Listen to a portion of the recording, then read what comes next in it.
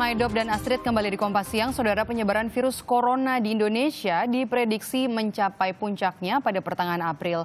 Ketua Gugus Tugas Percepatan Penanganan COVID-19 Doni Monardo menekankan corona bisa menyerang siapa saja, tetapi yang perlu diperhatikan adalah kelompok yang rentan terhadap virus corona. Saat diwawancarai jurnalis Kompas TV Aiman Wicaksono, Doni Monardo menyatakan warga juga bisa melakukan karantina lokal untuk mencegah penyebaran virus yang menyerang sistem pernapasan ini.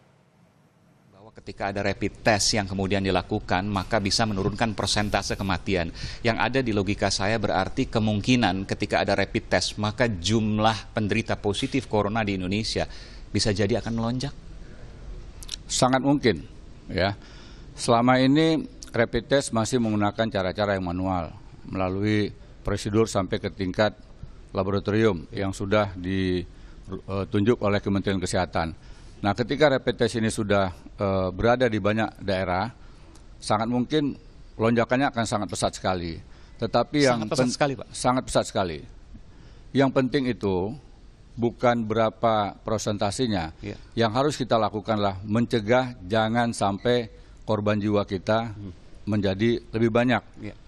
Persentase dan juga jumlah yang terpapar positif adalah hal yang sangat wajar saat ini. Karena dalam kondisi pandemi, wabah corona yang terjadi di hampir semua negara, rasanya akan sulit sekali masyarakat atau di antara keluarga yang tidak terpapar. Oleh karenanya, bagi keluarga, bagi kelompok masyarakat di tingkat RT, RW, kelurahan, desa, sampai dengan paling tidak kecamatan, apabila belum ada kasus masyarakat yang terpapar positif, hendaknya bisa menjaga lingkungannya, menjaga daerahnya, membatasi kontak dengan orang di luar. Kita harus berpikir juga, Pak, bahwa kita menghindari penularan, tapi bahwa ada saudara-saudara kita, pedagang kecil, nelayan, pegawai harian, yang mungkin terimbas pendapatannya. Mungkin mereka harus berutang misalnya, karena mereka bingung untuk makan hari ini. Apa yang dilakukan pemerintah? Kemarin Pak Jokowi, Pak Presiden sudah menyampaikan sejumlah langkah. Saya ingin mendengar, Pak, dari Kepala Gugus Tugas Percepatan Penanganan COVID-19. Apa yang kemudian dipikirkan terkait ini, Pak? Terima kasih, Mas Aiman. Pemerintah, Bapak Presiden telah menugaskan Menteri Keuangan, kemudian Menteri Perekonomian, Menko Perekonomian, kemudian beberapa menteri lainnya termasuk Menteri Sosial, Menteri Desa, ya, termasuk para gubernur, untuk sekarang ini melakukan refocusing dan realokasi anggaran. Artinya seluruh kegiatan pemerintah, baik di pusat dan di daerah, harus fokus menghadapi COVID ini.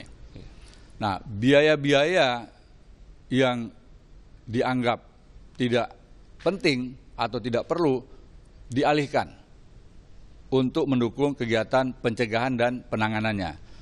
Nah, sehingga ada beberapa paket yang nanti akan dikeluarkan yang menyentuh kebutuhan hidup masyarakat menengah. Bukan menengah, bawah, ya. Nah, apakah itu nanti pemberian bantuan apa juga bentuknya, berupa dana tunai dan sebagainya.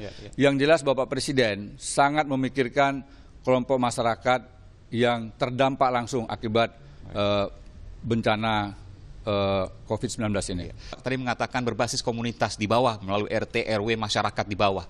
Apa yang bisa dibayangkan secara real? Misalnya satu contoh, Pak. Contoh misalnya begini, kebijakan nasional adalah pelibatan unsur pusat dan institusi pusat yang ada di daerah. Jadi organisasi gugus tugas ini di daerah, kepala gugus tugasnya adalah gubernur. Wakilnya adalah Pangdam dan Kapolda. Kemudian gugus tugas ini harus melibatkan seluruh komponen yang ada, sehingga kebijakan yang dikeluarkan itu bisa efektif dan juga dengan bahasa-bahasa lokal, bahasa daerah yang mudah dipahami oleh masyarakat. Dan ini harus sampai ke tingkat RT RW, terutama pada program edukasi dan sosialisasi. Pelibatan PKK, pelibatan Posyandu, pelibatan Karang Taruna, dan relawan yang ada di desa itu harus menjadi ujung tombak. Kepala desa harus menunjukkan kepemimpinannya, bisa melindungi warga desa agar tidak tertular. Dan apabila sudah terlanjur tertular, bagaimana cara mengurangi risikonya dengan melibatkan seluruh RT RW.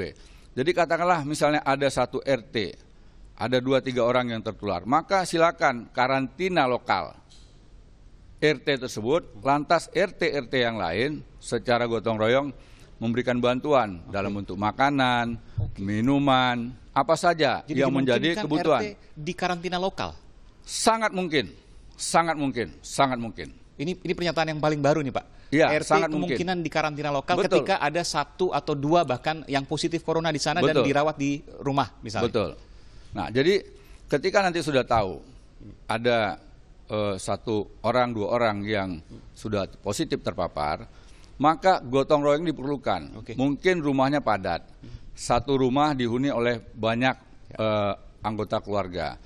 Maka anggota keluarga yang relatif masih belum ada gejala atau belum menunjukkan tanda-tanda mengalami gangguan kesehatan, ini harus segera dievakuasi.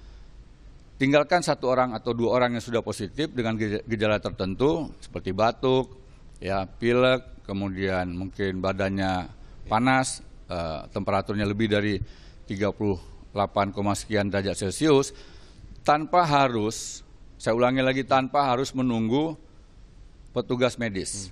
Jadi ini harus melibatkan kreativitas dari masyarakat. Ya, ketika sudah ada gejala-gejala itu, maka yang lain segera diselamatkan, diamankan. Nah, kelompok inilah yang diurus. Baik. Ya, sehingga kita bisa lebih cepat melindungi warga negara kita yang masih segar bugar. Yang sehat harus tetap kita pertahankan sehat, yang kurang sehat kita harus rawat supaya bisa sehat, yang sudah terlanjur sakit kita obati sampai sembuh. Demikian.